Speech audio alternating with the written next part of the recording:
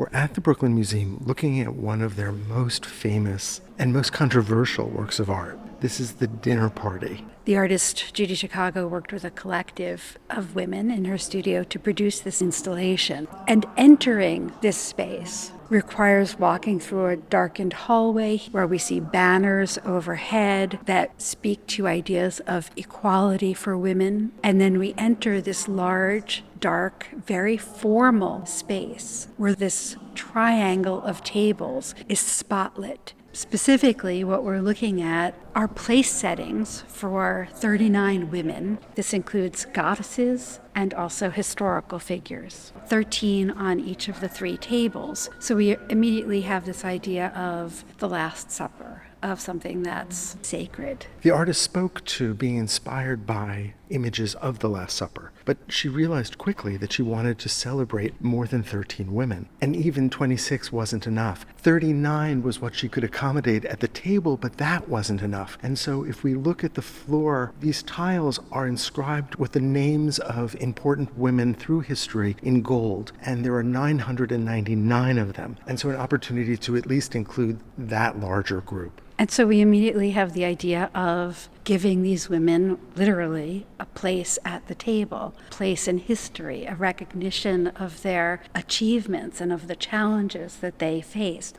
What we're looking at is the result of many hours of labor uncovering the history of women through time, histories that had been largely neglected. And also researching historical artistic techniques. This isn't painting on canvas. This isn't marble sculpture. None of this is fine art in the traditional sense. The artist is clearly referencing art that had been associated with women. That is, the painting of ceramics, embroidery, and needlework more generally. But she's creating an extraordinary and grand statement. This is clearly fine art. Each woman gets a place at the table very specifically created for them. The gold, the embroidery, the white cloth, the runners, all speak to the idea of giving these women their due. Judy Chicago tells a story. She was an undergraduate in college. She was taking a history class. The syllabus was filled with the great men of history. But the professor had promised that the last session would be devoted to women and their impact, and she waited all semester for this. When that day came,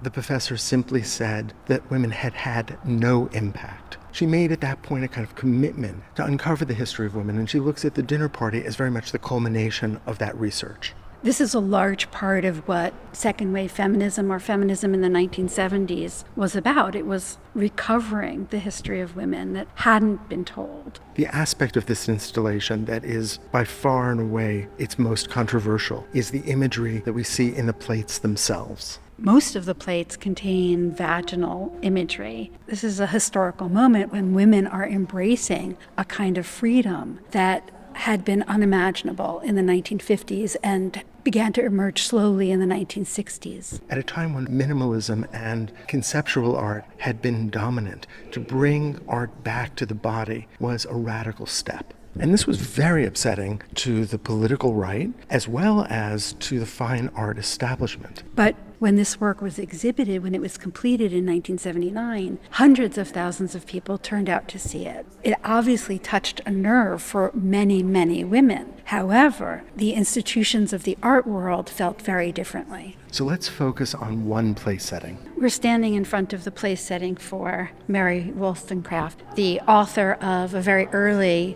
feminist book called The Vindication of the Rights of Women, a polemical tract that argues for the fundamental equality of women. And if we look directly below the place setting, we can see one of those inscribed names in gold, and it reads Mary Shelley. This was her daughter, and of course, the author of Frankenstein. The place setting itself feels very appropriate to the late 18th century. Well, it looks to me like the kind of embroidery that women in the late 18th century were actually doing. And it shows a variety of wonderful techniques. And the embroidery is in some places very flat, in some places very three-dimensional. But the delicacy and the propriety of the 18th century is shattered when we look to the top of the place setting. Sculpted into the surface of the plate is this vulvic form. with greens and reds and yellows. In addition to its vaginal form, it gives us the idea of something unfolding. And in that way, it feels to me to be very appropriate to this emerging of a feminist consciousness in the late 18th century. What's interesting is that as we reach this last turn of the table, that is the part of the installation that is devoted to the modern world, the plates take on a three-dimensional quality. They begin very subtly with just a little bit of a raised edge, and then it seems with the plate devoted to Herschel just to the left, we see a part of the plate just lifting up, and we have that even more emphatically in this plate. Above the plate, we see scenes that tell us about Mary Wollstonecraft's life, first as a teacher, as a writer. But this is only part of the story that the runner tells. The far side shows the tragic end of the author's life. Mary Wollstonecraft died from complications after childbirth. And here we see a scene in a bedroom where Mary Wollstonecraft is on a canopied bed with her husband, William Godwin, on one side and her first daughter on the other. It's such an upsetting image. We see these pristine white linens that are stained with blood, and Wollstonecraft shown in real distress. Over the course of many years, while Judy Chicago was working on this piece, several hundred women also worked alongside her. And the woman who was working on this part of the runner talked about an interesting conversation that she had with Judy Chicago. Judy Chicago came up to look at the work and pointed out that Mary Wollstonecraft looked too relaxed. And at Judy Chicago's insistence, the artist who was working on this restitched the face to give Mary Wollstonecraft a haggard expression, using Judy Chicago's technical drawing as a guide. And this is a wonderful reminder that what Judy Chicago had done was created almost a kind of medieval workshop. That is to say, while hundreds of women worked on various aspects of this installation, Judy Chicago retained creative control. It's so interesting to see visitors to this installation.